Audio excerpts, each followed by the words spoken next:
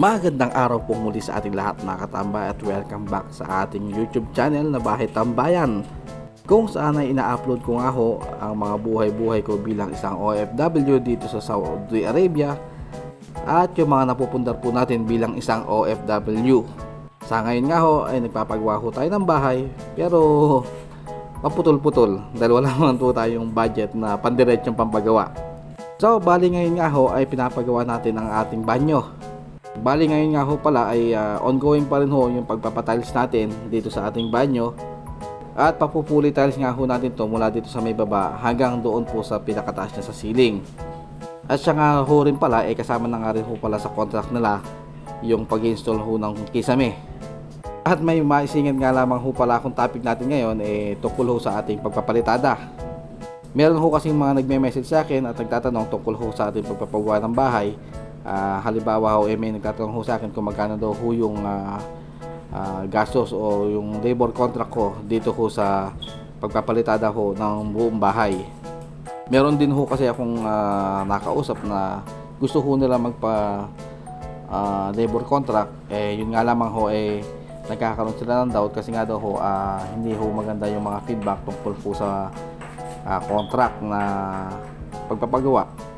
Pero sabi ko nga ho, base na ho rin sa aking experience, sa mga gumagawa ho sa amin, okay naman ho yung aking labor contract. At siyempre, depende ho yan sa usapan ninyo. Ang common na naririnig ko, pagka ho daw kasi labor contract, pinapaspasan lang yung gawa.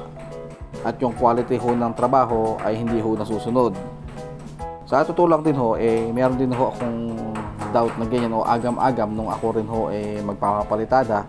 Dahil nga po yan din yung mga nakikita kong mga comment o yung mga dahilan sa mga pinapanood ko po mga video sa YouTube. Yan daw ho ang nagiging isang dahilan kaya hindi ho maganda ang nagiging resulta ng pagpapagawa ho ng bahay. Pero sabi nga lahat ng problema merong solusyon. Bali ho kasi sa amin, bago ko ho sila tinanggap o bago ko po binigay sa kanila itong trabaho na to, syempre kinausap ko muna sila yung mga gagawa, kung ano po yung, syempre meron po tayo dapat magkaroon tayo una-una dyan magkaroon po tayo ng mga agreement.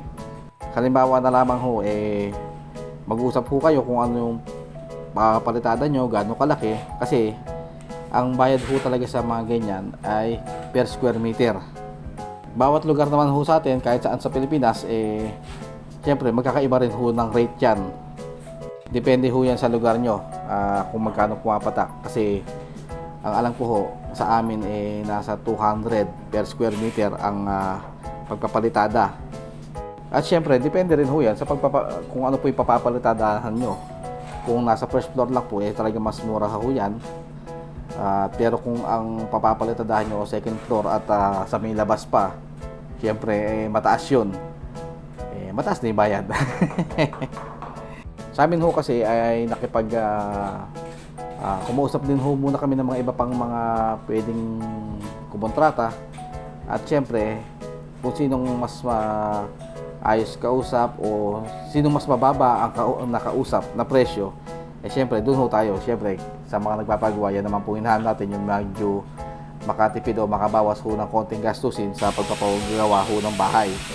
Pero syempre ho, gaya nga ho ng sabi ko, nagkakaroon ho ng mga problema dyan tungkol ho sa, sabi nga mababang kalidad pagka contract ho ang pinairal na trabaho. Pero sa experience ko ho kasi, bago ho namin na ibigay sa kanila itong project na yan o yung palitada, syempre nag-usap muna ho kami na halimbawa ho may konting diferensya o kailangan ayusin at hindi ho naging satisfy sa pagkakagawa, syempre ayusin din ho, babalikan ho nila yan o ayusin ho nila yan. Mas maganda na ho kasing mag-usap na kayo sa simula pa lang o bago simulan pa lang ho yung patrabaho o bago ibigay ho sa kanila, para ho in case na magkaroon ng problema yung trabaho po nila, syempre meron ho kayong pruweba na may usapan ho kayong ganon. Dahil pagka ho sa kalagitnaan o sa halos patapos na ho ang pinapagawa nyo at doon kayo nagkaroon ng aberya, mas mahirap po yun. At hindi ho kayo magkakaintindihan pag ganun ho ang nangyari sa inyo. Kaya ako, sinasuggest ko ho, sa simula pa lang, mag-usap na kayo o magkaroon na kayo ng agreement tungkol ho sa pagpapagawa bago ho nyo ibigay sa kanila yung kontrata na yon. At good thing naman ho, sa nakuha naming nagpalitada ho ng bahay, talagang maayos naman ho ang naging trabaho nila.